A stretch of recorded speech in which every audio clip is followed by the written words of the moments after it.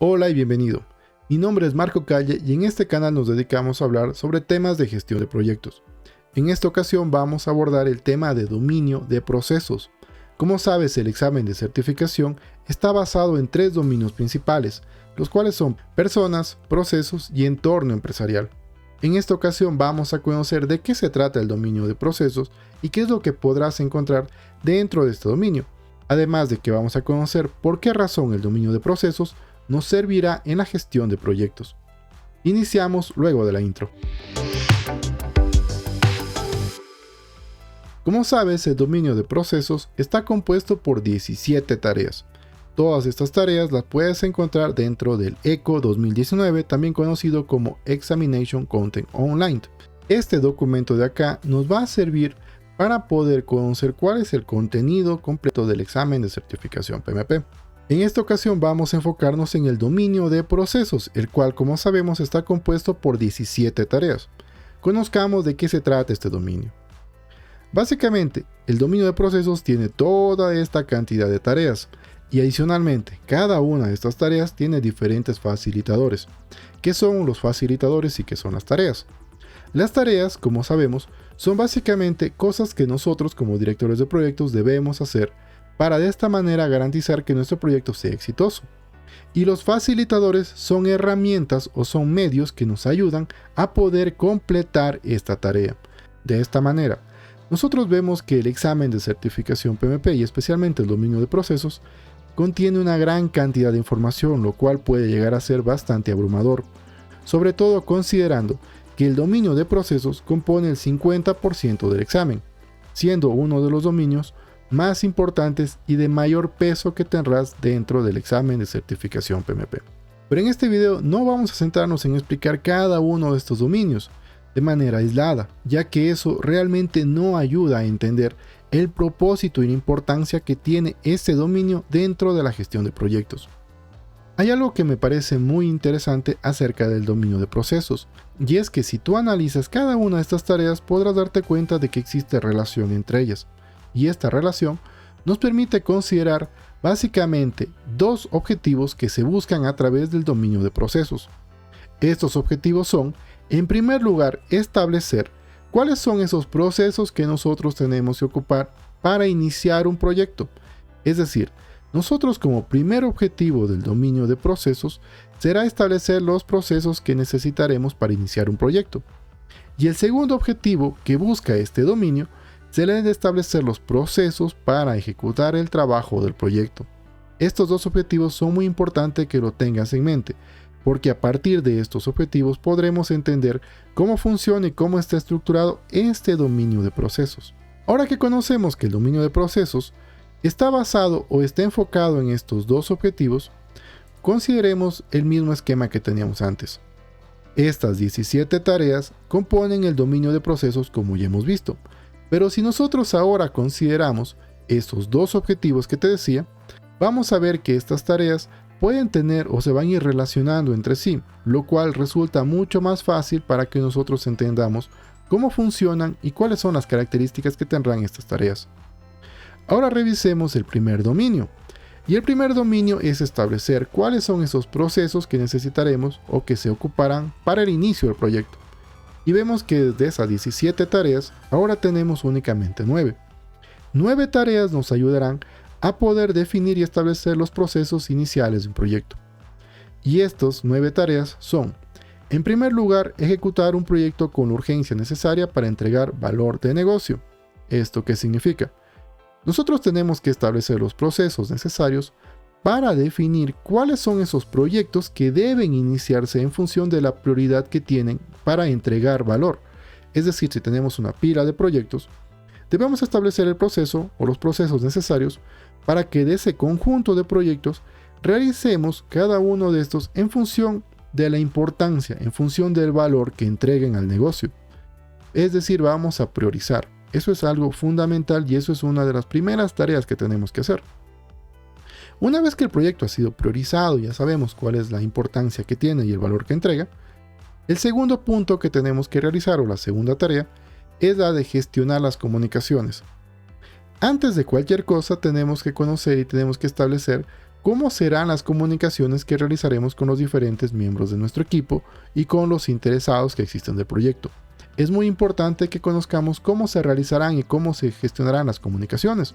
A su vez, es muy importante que al inicio del proyecto ya se puede evaluar y gestionar los riesgos que el proyecto puede tener. Evaluar los riesgos es muy importante y fundamental, ya que en función de esa evaluación de los riesgos podremos ir definiendo y estableciendo estrategias que nos ayudarán a evitar, mitigar o transferir los diferentes riesgos que puedan existir en nuestro proyecto. Otro punto fundamental, que es la tarea número 4, será la de comprometer a los interesados. Nosotros, como sabemos, un proyecto está lleno de personas. Tenemos muchísimos interesados que pueden aparecer dentro de un proyecto. Interesados que van desde el mismo equipo de nuestro proyecto, pasando por personas como por ejemplo el cliente, el sponsor del proyecto, diferentes personas o gerentes funcionales que se vean afectados de manera positiva o negativa por el proyecto. Todos estos son los interesados y nosotros tenemos que conocerlos, identificar quiénes son ellos. Y una vez que los hemos identificado, debemos comprometerlos, es decir, debemos lograr que participen activamente en nuestro proyecto y de esta manera lograr el apoyo de todas estas personas hacia el proyecto. Esto lo tenemos que hacer al inicio del proyecto, ya que a nosotros comprometer y establecer cuáles son esos procesos que necesitaremos u ocuparemos para comprometer a los interesados, estamos garantizando que existe un mayor apoyo hacia el proyecto. Ahora veamos qué planificaciones necesitamos al inicio del proyecto. Y básicamente para iniciar un proyecto necesitamos conocer qué recursos el proyecto va a requerir. Es decir, vamos a necesitar planificar y gestionar el presupuesto y los recursos. Los recursos, por ejemplo, elementos o personas que necesitaremos al inicio del proyecto justamente. Adicionalmente, necesitamos establecer los procesos necesarios para planificar y gestionar los cronogramas, planificar y gestionar la calidad que nuestros productos tendrán y el alcance. Estos elementos son muy importantes y fundamentales que lo hagamos al inicio del proyecto.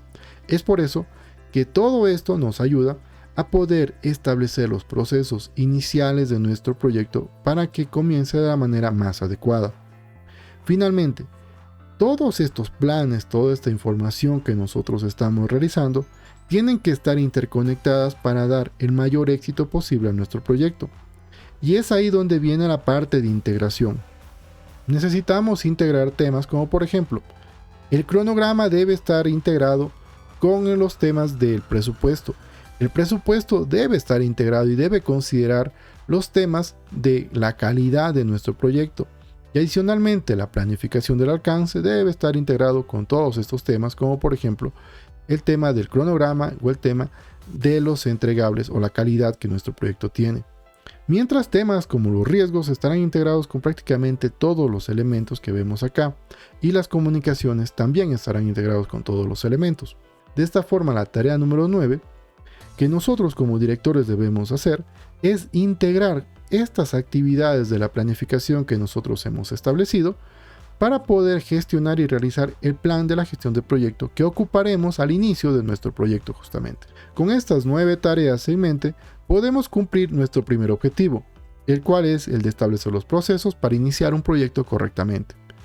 Pero si recuerdas, el dominio de procesos está compuesto por 17 tareas, que son las que tenemos en esta parte.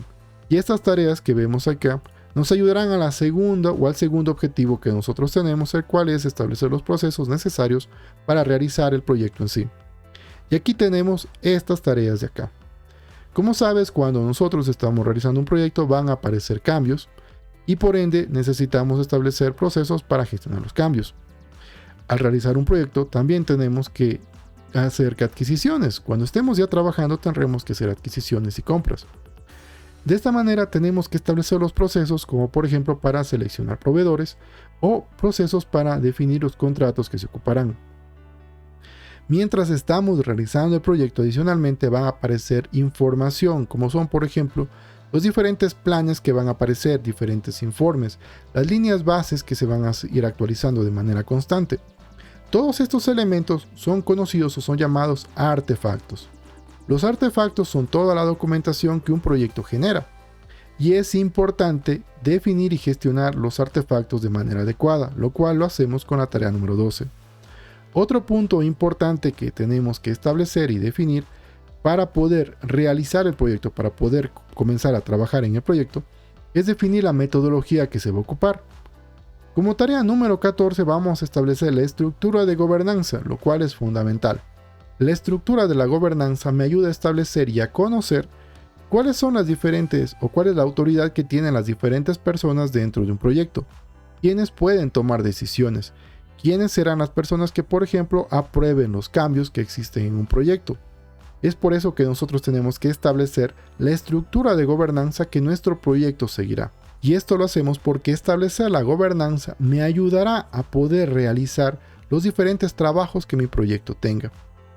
De esta forma resulta muy importante conocer y establecer esta gobernanza que nuestro proyecto tendrá.